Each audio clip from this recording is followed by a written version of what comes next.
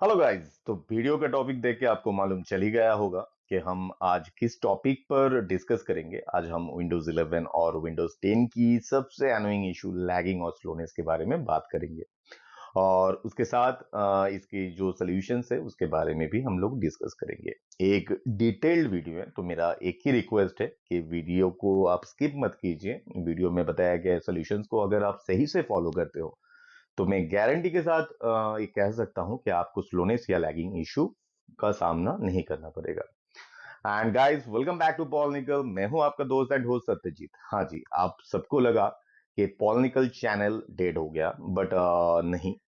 हर दिन मुझे मेरा फ्रेंड्स, कलीग्स या रिलेटिव से यही सुनने को मिलता है कि सत्यजीत आप कंटेंट अपलोड क्यों नहीं कर रहे हो। तो गाइस, एक्चुअली कुछ पर्सनल रीजंस है और उसके साथ साथ मेरा ऑफिस में साइट माइग्रेशन का काम चल रहा है फॉर द लास्ट 6 मंथ्स। मुझे ज्यादा से ज्यादा टाइम वहीं पे स्पेंड करना पड़ रहा है एंड घर वापस आने के बाद मेरा 3 साल का एक छोटा बेटा है, उसको भी थोड़ा टाइम देना पड़ता है। इन सभी रीजंस की वजह से I am not getting time for the content creation, क्योंकि एक वीडियो बनाने के लिए बहुत रिसर्च करना पड़ता है।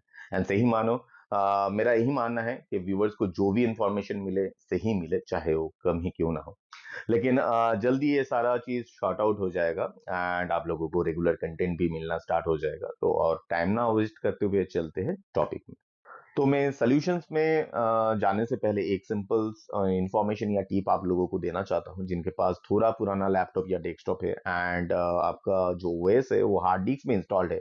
तो प्लीज आप जल्दी से एसएसडी में स्विच करो। अगर आप लार्ज साइज एसएसडी परचेस नहीं कर सकते हो तो मिनिमम 256 GB का एक एसएसडी परचेस करो और ओएस आप उसमें इंस्टॉल करो। आप बाकी का जो डेटा है आप उसको हार्ड डिस्क में as a secondary storage device use कर सकते हो।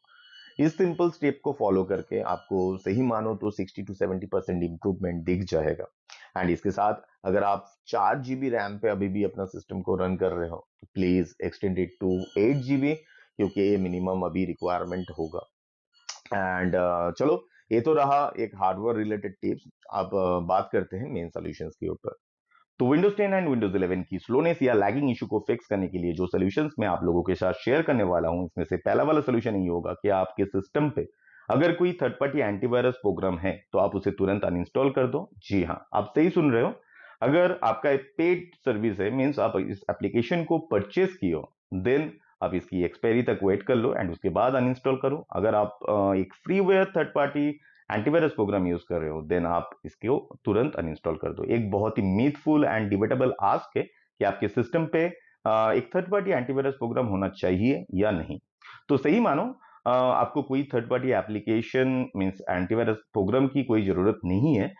विंडोज 10 या 11 पे जो by default means inbuilt antivirus program आता है डिफेंडर, ये मोर देन एनफ है आपको सही से प्रोटेक्शन देने के लिए। आपको सिर्फ इसको टाइम टू टाइम मैनर पे अपडेट, जैसे इसका रिलीज होता जाएगा आपको अपडेट करना है। तो बढ़ते हैं नेक्स्ट सॉल्यूशन की तरफ। नेक्स्ट सॉल्यूशन के लिए आप लोगों को लेके जाता हूं मैं कंप्यूटर स्क्रीन पे। तो चलिए कंप्यूटर स्क्रीन पर तो मूव करते हैं नेक्स्ट सॉल्यूशन की तरफ। नेक्स्ट सॉल्यूशन पे जाने के लिए आपको विंडोज स्टार्ट बटन पे क्लिक करना है, राइट क्लिक करना है। राइट क्लिक करने के बाद आपको सेटिंग्स पे जाना है। सेटिंग्स पे जाने के बाद आपको नीचे बाएं तरफ प्राइवेसी एंड सिक्योरिटी ऑप्शन मिलेगा। यहाँ पर आके आपको 3 सेक्शन मिलेगा, जहां पे security, Windows permission and app permission होगा। तो यहाँ पर आपको विंडोज परमिशन पे आके स्पीच, यहाँ पर आके जो स्पीच की service turn on by default रहता है इसको आपको ऑफ कर देना है। आपको बैक में आ जाना है। इंकिंग एंड टाइपिंग पर्सनलाइजेशन, इसको भी आपको ऑफ कर देना है। एंड उसके बाद आपको आ जाना है डायग्नोस्टिक एंड फीडबैक पे। डायग्नोस्टिक एंड फीडबैक पे आपको सेंड ऑप्शनल डायग्नोस्टिक डेटा को भी टर्न ऑफ कर देना है। उसके साथ आपको टेलर्ड एक्सपीरियंस की ऑप्शन एनेबल दिखेगा, इसको भी आपको टर्न ऑफ कर देना है।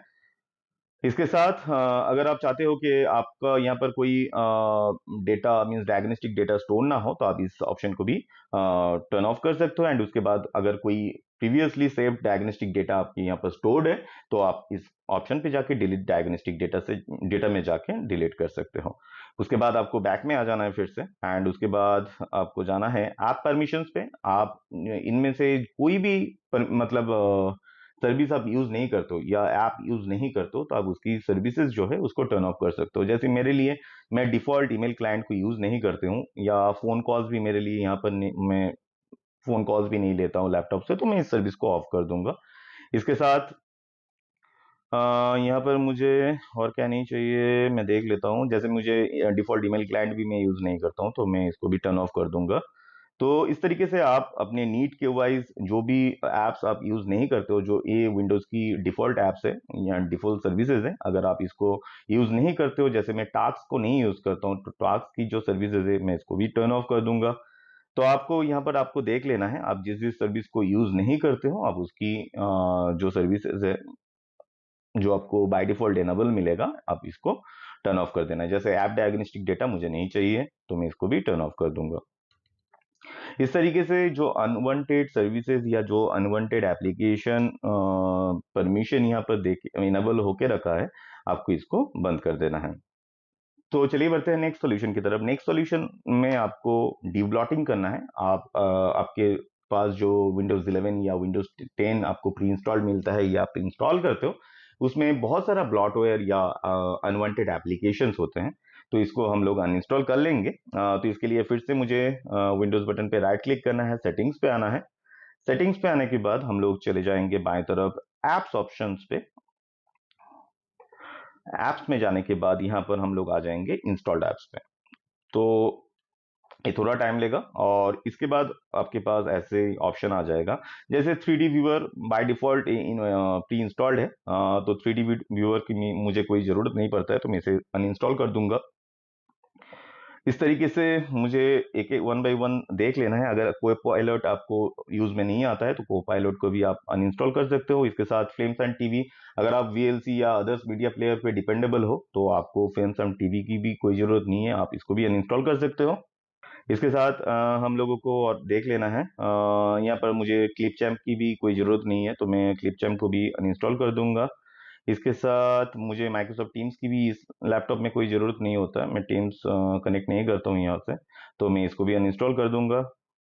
उसके बाद माइक्रोसॉफ्ट टू डू की भी मुझे कोई ज़रूरत नहीं आता है, अगर आपको भी नहीं आता है तो आप इसको अनइंस्टॉल कर सकते हो।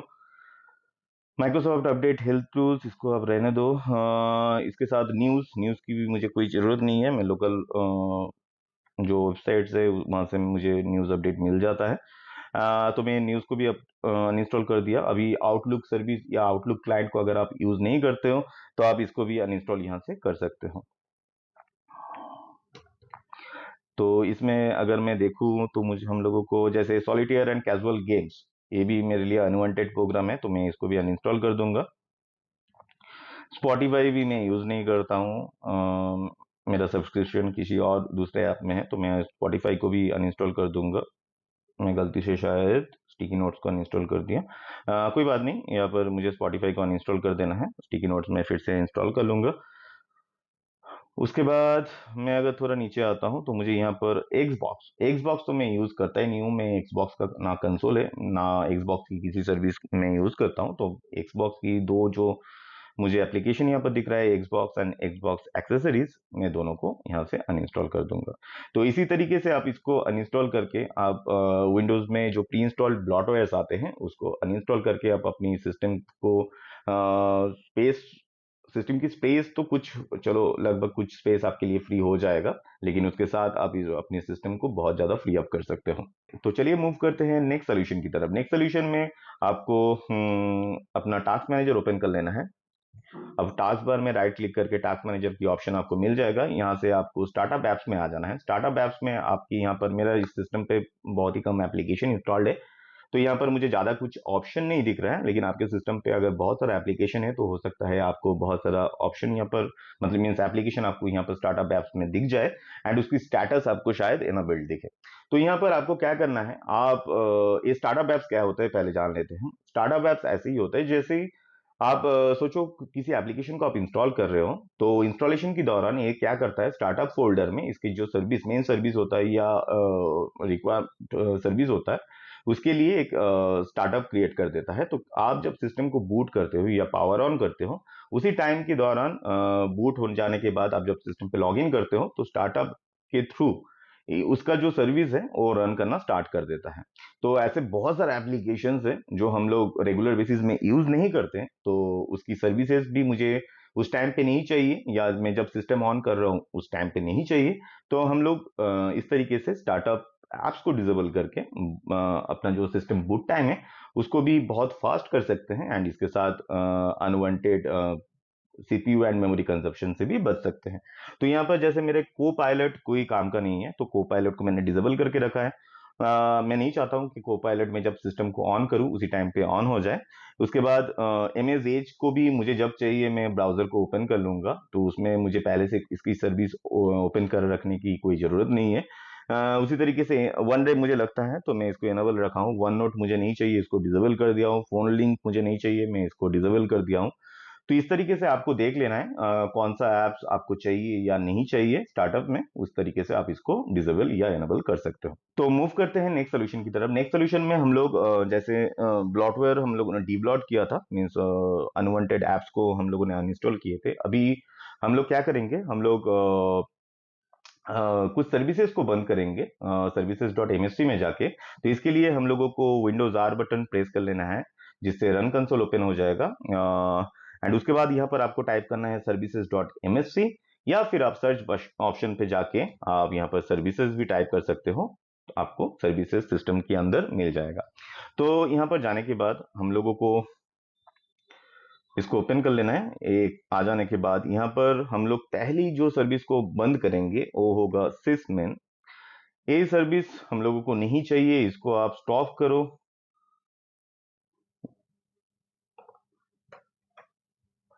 सर्विस स्टॉप करके आप यहाँ पर प्रॉपर्टीज में चले जाओ, इसको स्टॉप कर लो यहाँ से, और इसका जो स्टार्टअप टाइप है इसको आप डिसेबल कर दो। इस स्टार्टअप ऐप को आप डिसेबल कर सकते हो। बाकी जो भी सर्विसेज है आप उसको डिसेबल या मैनुअल पे रख सकते हो। मेरा रिकमेंडेशन यही रहेगा कि आप मैनुअल पे रखो, अगर आप नहीं जानते हो कि कौन सा सर्विस किस लिए है। लेकिन फिर भी मैं आपको कुछ कुछ सर्विसेज यहाँ पर दिखा दे रहा हूँ जो आप लोगों को शायद नहीं लगता होगा। जैसे ही पहले एक होगा फैक्स सर्विस। फैक्स अगर आपका कोई काम का नहीं है तो फैक्स सर्विस को आप बंद कर सकते हो। उसी तरीके से अगर आप यहाँ पर देखो, यहाँ पर आएगा बिटलॉकर ड्राइव एनक्रिप्शन सर्विस। अगर आप बिटलॉकर यूज नहीं करते हो तो इसकी सर्विस आपको अनवांटेड सर्विस नहीं चाहिए होता है ना। देखो यहाँ पर अगर मैं इसका प्रॉपर्टीज में जाता हूँ तो ये सर्विस अभी तो स्टॉप्ड है, लेकिन इसका स्टार्टअप टाइप ऑटोमेटिक है, तो इसको हम चेंज करके क्या करेंगे, इसको मैनुअल पे कर देंगे। तो अगर हम बिटलॉकर सर्विस को कभी रन करते हैं इन फ्यूचर तो इसका सर्विस ऑटोमेटिकली स्टार्ट हो जाएगा। तो इसी तरीके से हम लोग और कुछ सर्विसेज को ढूंढ लेते हैं। तो हम लोग पहले ही आ जाते हैं यहाँ पर एक्सबॉक्स के।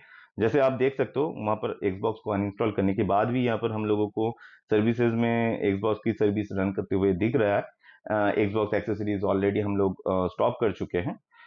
तो एक्सबॉक्स मुझे जैसे नहीं लगता है, आपको भी शायद नहीं लगता होगा। अगर नहीं लगता है तो आप इसका स्टार्टअप टाइप जाके डिसेबल कर सकते हो।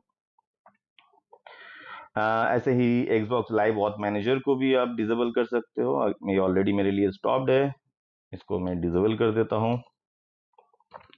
एंड उसके बाद Xbox लाइव गेम सेव, इसको भी मैं स्टॉप कर देता हूँ। मैं एक्चुअली इसको पहले ही स्टॉप करके रखा था। Xbox लाइव नेटवर्किंग सर्विस हम इसको भी बंद कर देंगे, इसको स्टॉप कर देंगे। एंड स्टॉप हो जाने के बाद इसका जो स्टार्टअप टाइप है इसको डिसेबल कर देंगे। तो इसी तरीके से बहुत सर्विसेज मीन्स बहुत ही अनवांटेड सर्विसेज होता है। और एक सर्विस यहाँ पर विंडोज इमेज एक्विजिशन। अगर आप स्कैनर या कैमरा सर्विस आप अपनी इससे यूज नहीं करते हो तो आप इस सर्विस को भी स्टॉप करके आप इसका स्टार्टअप टाइप डिसेबल ना करके मैनुअल पे सेट करके आप ओके कर सकते हो। और देख लेते हैं अगर कुछ सर्विस मिल जाता है। ऐसे तो बहुत सारे सर्विसेज हैं, अब ये सिस्टम टू सिस्टम वैरी करता है। आपको मुझे यहाँ पर बहुत सारा जैसे फैक्स मुझे नहीं दिख रहा है यहाँ पर, लेकिन मैं दूसरे सिस्टम पे फैक्स सर्विस मुझे दिखा है। जैसे फोन सर्विस में यूज नहीं करता हूँ तो मैं इस सर्विस को भी स्टॉप कर सकता हूँ। ऑलरेडी मैं इसको स्टॉप करके रखा हूँ और इसका स्टार्टअप टाइम मैं मैनुअल पे सेट करके अप्लाई करके ओके कर दूंगा। आप डायरेक्ट ओके पे भी क्लिक कर सकते हो, उसमें कोई प्रॉब्लम नहीं है। तो आपको थोड़ा देख लेना है जो सर्विस आप यहाँ पर आप देख रहे हो, आप सिस्टम लेवल की कोई सर्विस को छोड़ के आप किसी भी दूसरे सर्विस को आप बंद कर सकते हो। अगर नहीं मालूम है आपको कौन सा सर्विस से क्या होता है तो आप अगर इस पे यहाँ पर क्लिक करते हो तो आपको डिस्क्रिप्शन पे यहाँ पर दिखा देगा ये एक्चुअली ये सर्विस किस लिए है। ठीक है, तो चलिए ऐसे आप लोग सर्विसेज डॉट एमएससी पे आके आप लोग सर्विसेज को अनवांटेड सर्विसेज को स्टॉप कर सकते हो या डिसेबल कर सकते हो। लेकिन सिसमिन जैसे मैंने पहले ही दिखाया है, सिसमिन को आप डिसेबल कर देना। तो चलते हैं नेक्स्ट सॉल्यूशन पर। नेक्स्ट सॉल्यूशन पे आपको सर्च में आ जाना है, यहाँ पर टाइप करना है स्टोरेज, या फिर आप सेटिंग से भी स्टोरेज सेटिंग्स पे जा सकते हो। तो स्टोरेज सेटिंग्स ओपन हो जाने के बाद यहाँ पर स्टोरेज मैनेजमेंट के अंदर अगर आपको स्टोरेज सेंस इनेबल दिखता है या ऑन दिखता है सर्विस, तो आपको इसको टर्न ऑफ कर देना है। स्टोरेज सेंस सर्विस आपको कोई काम का नहीं है। ये actually automatically space free up करने के लिए, और मेनली जब आपका लो डिस्क है, इसको एक्चुअली कॉन्फ़िगर करना पड़ता है, आप किस टाइम पे किस तरीके से आप इसको सेट करके रखना चाहते हो। तो मुझे लगता नहीं ये आपके लिए जरूरतमंद होगा। एंड इसके साथ एसएसडी का बहुत सारा कन्फ्लिक्ट भी चलता है, इसीलिए रिकमेंडेड है आप इसको बंद ही रखो, एंड बाय डिफॉल्ट ये बंद ही रहता है। आप मैनुअली उस जगह पे आके यहाँ पर इंस्टॉल्ड ऐप्स के अंदर से आप जितने भी ऐप्स की कैशेज हैं उसको आप क्लियर कर सकते हो। उसके बाद आपको यहाँ पर टेम्पररी फाइल्स के अंडर पे बहुत सारा कुछ मिल जाएगा, जैसे डिलीवरी ऑप्टिमाइजेशन फाइल, डायरेक्ट से आपको यहाँ पर स्कैन कर, ये पहले स्कैन कर लेगा। अगर स्कैन नहीं हुआ है तो इसको यहाँ से आप विंडोज की जो ओल्ड रेसिड्यूअल्स रह जाता है, मीन्स अपडेट हो जाने के बाद जो उसका जो डाउनलोडेबल फाइल्स था वो रह जाता है, आप यहाँ से यहाँ पर क्लियर कर सकते हो। तो आप इस मैनुअल प्रोसेस की मदद लो, आप स्टोरेज सेंस को ऑफ रखो। तो मूव करते हैं नेक्स्ट सोल्यूशन की तरफ। नेक्स्ट सोल्यूशन पे आपको फिर से रन कंसोल को ओपन कर लेना है, विंडोज आर बटन प्रेस करके, या आप विंडोज लोगो के ऊपर राइट क्लिक करके रन ओपन कर सकते हो। यहाँ पर आपको टाइप कर देना है sysdm.cpl, इस पे ओके पे क्लिक करना है। sysdm.cpl रन करते ही आपको सिस्टम प्रॉपर्टीज ओपन हो जाएगा। यहाँ पर आपको एडवांस टैब पे आ जाना है, एंड परफॉर्मेंस के अंदर जो सेटिंग्स बटन दिख रहा है इस पे आपको क्लिक कर देना है। इसको ओपन करते ही आपको विजुअल इफेक्ट्स पहले नजर में आएगा, एंड यहाँ पर आपको let windows choose what's best for my computer, ये आपको बाय डिफॉल्ट सेट दिख रहा होगा। तो यहाँ पर आपको एडजस्ट फॉर बेस्ट परफॉर्मेंस पे क्लिक कर लेना है, जहां से मेरा जो भी एनिमेशन एंड अदर ट्रांजिशन था वो सारा बंद हो जाएगा। यहाँ पे हम लोग एक दो ट्रांजिशन को रख देंगे, जैसे show thumbnails instead of icons, smooth edges of screen fonts, इसको सिलेक्ट करके हम लोग ओके पे क्लिक कर देंगे। इससे आपका जो अनवांटेड ट्रांजिशन या एनिमेशन जो सिस्टम को स्लो डाउन करने में बहुत ही ज्यादा मदद करते हैं, उसको बंद करके हम सिस्टम की जो परफॉर्मेंस है या जो प्रोसेसिंग टाइम है इसको बहुत ज्यादा फास्ट कर सकते हैं। तो नेक्स्ट सोल्यूशन पे हम लोगों को विंडोज आर फिर से ओपन कर लेना है। यहाँ पर हम लोगों को टाइप करना है ms config टाइप करने के बाद आपको एंटर प्रेस कर देना है, और इससे आपके पास सिस्टम कॉन्फ़िगरेशन मेनू ऑप्शन खुल जाएगा। यहाँ पर आपको सर्विसेज, यहाँ पर आपको बूट में आ जाना है। बूट में आने के बाद एडवांस ऑप्शंस पे आना है, और यहाँ पर आपको पहले ही जो ऑप्शन दिखेगा नंबर ऑफ प्रोसेसर्स, आपको इस पे टिक कर देना है। एंड टिक करने के बाद यहाँ पर आपको एक ड्रॉप डाउन इनेबल होते दिख जाएगा। तो आपको यहाँ पर ड्रॉप डाउन पे क्लिक करते ही जो आपको हाईएस्ट नंबर आपको दिख रहा है, आपको उसको सिलेक्ट कर लेना है, एंड आपको ओके पे क्लिक कर देना है। इसके बाद आप अप्लाई ओके पे क्लिक करते हो तो आपको रिस्टार्ट के लिए पूछेगा, आप सिस्टम को रिस्टार्ट कर लो, एंड उसके बाद आप लॉग इन कर लो। आपका सिस्टम बहुत ही फास्ट काम करना स्टार्ट करेगा। बेसिकली यहाँ पर क्या कर रहे हैं हम लोग, सिस्टम की जो प्रोसेसर काउंट है उसको हम लोग सिस्टम को बोल रहे हैं कि आप इतना प्रोसेसर को यूज करो। आपको वही काउंट यहाँ पर हाईएस्ट नंबर दिखेगा जो आपका लॉजिकल प्रोसेसर या कोर्स है, उसी तरीके से आपको यहाँ पर प्रोसेसर दिख जाएगा। तो आपको हाईएस्ट नंबर को चूज कर लेना है, एंड आप अप्लाई करके ओके करके सिस्टम को रिस्टार्ट कर लेना है। तो यहाँ पर मैं अभी रिस्टार्ट नहीं कर रहा हूँ, मैं बाद में रिस्टार्ट कर लूंगा। ठीक है, तो ये एक ऑप्शन था। इसके बाद आपको जो बेसिक टास्क होता है, जो एक सोल्यूशन के अंदर ही आएगा, आपको विंडोज आर बटन प्रेस करके यहाँ पर टेम्प फोल्डर पे जाना है। टेम्प फोल्डर में जो भी फाइल्स आपको दिखेगा, आपको कंट्रोल ए दबा के इसको शिफ्ट डिलीट प्रेस करके सारा फाइल्स को आपको डिलीट कर देना है। अगर आपको यहाँ पर दिखा रहा है कि कोई फाइल यूज में है तो उसको, या सारे एक ही टाइप का फाइल को सिलेक्ट करके आपको स्किप कर देना है। एंड उसके बाद फिर से आपको विंडोज आर में आ जाना है। यहाँ पर आपको परसेंटेज टेम्प परसेंटेज टाइप कर लेना है। एंड उसके बाद फिर यहाँ पर आपको जो सारा फाइल्स दिखेगा, इसको फिर से कंट्रोल ए प्रेस करके सिलेक्ट ऑल कर लेना है, एंड शिफ्ट डिलीट दबा के आपको डिलीट कर देना है। यहाँ पर भी सेम है, अगर जैसे मेरे यहाँ पर 4 सेम फाइल है जो फाइल इन यूज में है, तो मैं do this for all current items करके इसको स्किप कर दूंगा। ये डिलीट हो जाने के बाद हम लोग फिर से विंडोज आर पे आ जाएंगे। यहाँ पर टाइप करेंगे प्रीफेच, सॉरी यहाँ पर रॉन्ग टाइप किया हूं मैं, PREFETCH। प्रीफेच को ओपन कर लूंगा। यहाँ पर अगर यूएससी परमिशन के लिए पूछेगा तो इसको मैं कंटिन्यू पे क्लिक कर दूंगा। एंड उसके बाद यहाँ पर जो भी प्रीफेस के अंडर में जो भी मुझे फाइल दिख रहा है, जो पीएफ फाइल एक्सटेंशन पे होता है, उसको भी मुझे कंट्रोल ए प्रेस करके सिलेक्ट ऑल कर लेना है एंड उसके बाद शिफ्ट डिलीट दबा के इसको डिलीट कर देना है। इसके साथ मुझे फिर से विंडोज आर पे आ जाना है। रिसेंट फोल्डर को अगर आप डिलीट करना चाहते हो तो यहाँ पर आने के बाद आपको फिर से कंट्रोल ए बटन प्रेस करके शिफ्ट डिलीट दबा के आपको सारा यहाँ से डिलीट कर देना है। तो ये था मेनली जो सॉल्यूशंस, इस सॉल्यूशंस को फॉलो करके आप अपने सिस्टम को बहुत ही ज़्यादा बूस्टअप कर सकते हो। एंड इसके साथ मैं आपको एडिशनल टिप्स भी देना चाहता हूँ। अगर ये सारा सॉल्यूशन फॉलो करने के बाद भी आपको सिस्टम पे लैगिंग या स्लोनेस इशू ऑब्जर्व होता है, तो आप सिंपली टास्क मैनेजर को ओपन कर लो। टास्क मैनेजर को ओपन करते ही यहाँ पर आपको परफॉर्मेंस टैब में आ जाना है। आपको परफॉर्मेंस टैब आने के बाद आपको सीपीयू एंड मॉनिटर के अंडर पे आपको देखना है। अगर इसका प्रोसेसिंग बहुत ही ज्यादा हाई है, मींस यहाँ पर कुछ कंफ्लिक्ट कर रहा है या कोई थर्ड पार्टी एप्लीकेशन यहाँ पर कुछ कंफ्लिक्ट हो रहा है सिस्टम सर्विसेज के साथ, जिसके लिए आपका सिस्टम की जो प्रोसेसिंग है वो बहुत ही ज्यादा हाई रह रहा है एंड आपका सीपीयू एंड मेमोरी यूटिलाइजेशन भी इस कारण से हाई रह रहा है। तो यहाँ पर क्या करना है, यहाँ पर आप लोगों को फिर से विंडोज आर बटन प्रेस करके ms config टाइप कर लेना है। इसे फिर से आपका सिस्टम कॉन्फ़िगरेशन ऑप्शन ओपन हो जाएगा। यहाँ पर आपको सर्विसेज पे आ जाना है। सर्विसेज पे आने के बाद यहाँ पर आपको हाइड ऑल माइक्रोसॉफ्ट सर्विसेज जो है इसको आपको चेक कर देना है। इससे क्या होगा, माइक्रोसॉफ्ट की जो रिक्वायर्ड सर्विसेज है जो होना चाहिए ये इसको हाइड कर देगा इस लिस्ट से। तो यहाँ पर आपको जो ऑप्शंस दिखेगा ये सारा आपका थर्ड पार्टी एप्लीकेशंस के लिए है, जिसको बंद करने से आपको कोई दिक्कत होने नहीं वाला है।